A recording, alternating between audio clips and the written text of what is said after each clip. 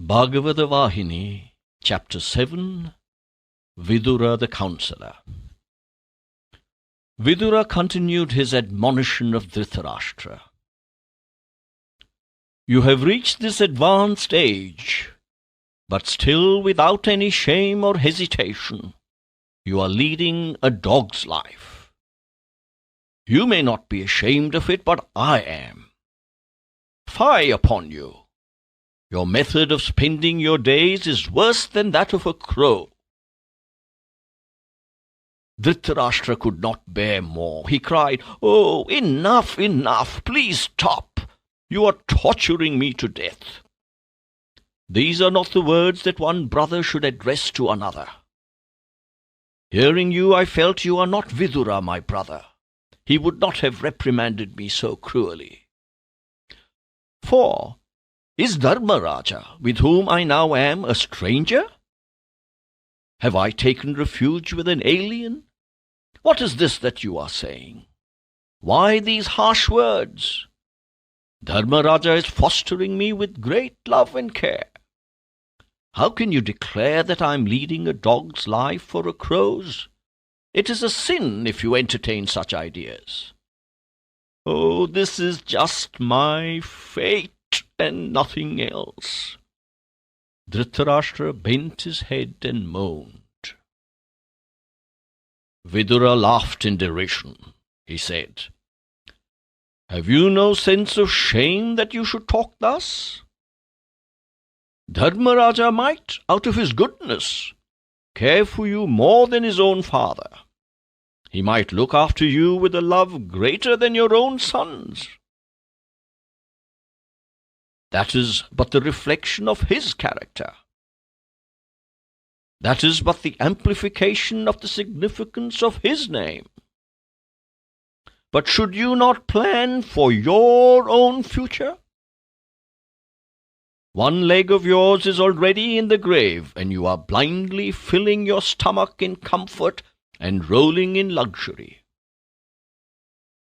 Reflect for a moment how you tortured Dharmaraja and his brothers to fulfill the wicked intentions of your vile sons, how you devised stratagems for their extinction.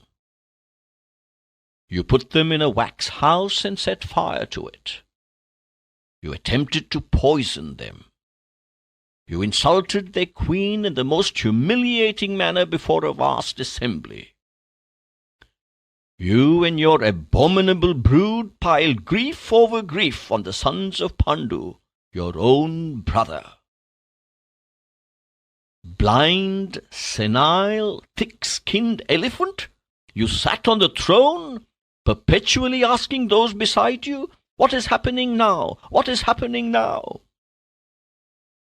How can you stay in this place enjoying Dharmaraja's hospitality, rolling over your mind the iniquities perpetrated by you for his destruction? When you were devising their end, did they cease to be your cousins? Or did the cousinship emerge now, when you came to them for stay? You tell me so proudly that they are treating you well, without a shred of shame? Why speak so much? The disastrous game of dice took place at your initiative, isn't it? Do you deny it? No, I was a witness to that game. I advised you against it then. Did you take it to heart? What happened then to the love and sympathy which you are now freely pouring forth? Today, like a dog, you are gulping the food the Pandavas are placing before you and leading this despicable life. Hearing these words of Vidura, which pained him like hammer strokes, Dhritarashtra developed a dislike for his style of living. Vidura's intention was to prod him into the life of a recluse and the life of sadhana, so that he might realize his self before it was too late. At last he felt that Vidura was speaking the truth and giving him a true picture of his low nature. He said, Brother, Yes, all that you have said is true, I admit. I have realized it now. But what am I to do? I am blind, and therefore I cannot go into the forests for sadhana alone. I must have a companion. What shall I do? For fear that I may suffer without food, Gandhari never leaves me even for a moment. Vidura saw that he had modified his attitude and had seen light. He emphasized his original advice. He said, "You have become blind due primarily to this attachment to the body. How long can you be burdened with it? It has to be dropped by the wayside some day, some place. Know that you are not this body, this package of nauseating things. To identify yourselves with the physical frame is the sign of extreme foolishness. The body is being besieged perpetually by death with his army of diseases. But you are unaware of it. You do not care for the pro and the con. You snooze your fill and snore. This drama has an end, remember. The curtain has to come down. So hie towards some holy place without delay, and meditate on God and save yourself. Let death come and carry away your body there. That is the most excellent end. Do not die like a dog or fox somewhere, somehow. Arise and go, develop detachment. Give up this delusion. Escape from this house." Thus was planted in his heart the seed of renunciation. Dhritarashtra pondered long and broke into tears. His lips quivered. He moved his hands from side to side to contact Vidura. At last he held his hands and said, "Vidura, what can I say to you who gave this most valuable advice? Advice that is certain to promote my best interests. Though you are younger in age, your jnana makes you senior to all of us. You have full authority to speak as you like. Do not consider me as someone outside your circle. Hear me with patience. I shall certainly follow your advice." He then began to describe his condition to his brother. "Vidura," he began, "how can I leave from here without informing Dharmaraja, who is looking after me with more care than even a son? It won't be proper to do so. Then he might insist on coming along with us. His nature is such. You must save me from this dilemma. Take me to a place where I can engage myself in sadhana." When he pleaded thus, Vidura replied, "Your words sound strange. You are not going into the forest to eat banquets, to witness carnivals, or to enjoy true beauty of the scenery. You are giving up everything with a full sense of detachment. You are taking up a life of austerity and spiritual discipline. And in the same breath you are talking of taking leave of kith and kin. This is odd. You resolve to lay down the body in the pursuit of the ideal, but you are considering how to get the permission of men who are related to you through the body. These bonds cannot help sadhana. They can never liberate you. Bundle them up and sink them deep. Move out of this place with just the clothes you wear. Do not waste a single moment of your life." Thus Vidura advised him without mercy. He did not change the tune of his song. He emphasized the importance of immediate renunciation. Dhritarashtra was on his bed, listening intently and ruminating on the next step. He said, Vidura, what you say is quite true. I need not describe to you my special difficulties. This body is decrepit. These eyes are blind.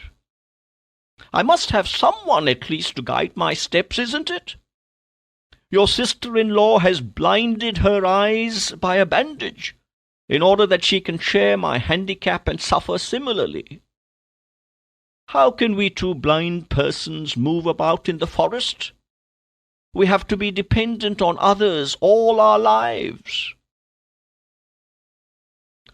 Vidura saw the tears rolling down the cheeks of the old man. He pitied his plight, but he never revealed his pity. He said assuringly, "Well, I am prepared to take you to the forest. I am ready.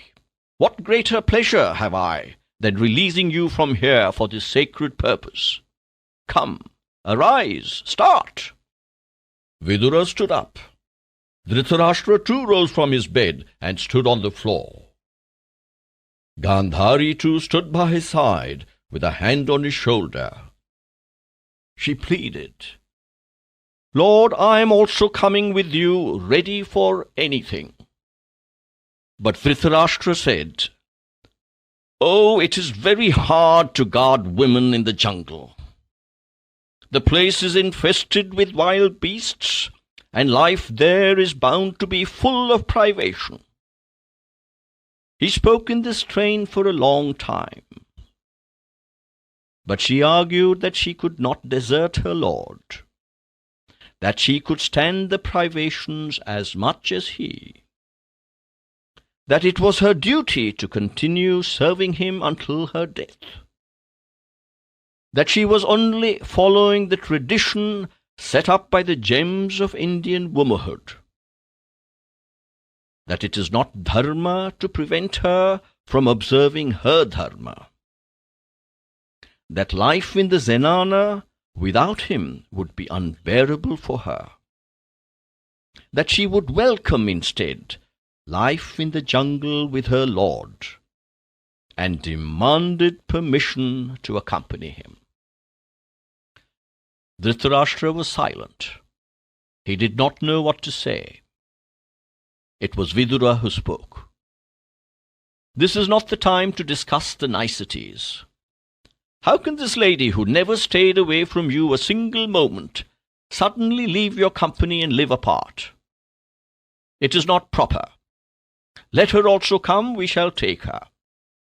For those who march forward to do austerities, there should be no fear or delusion, no hunger or thirst, no grief or suffering.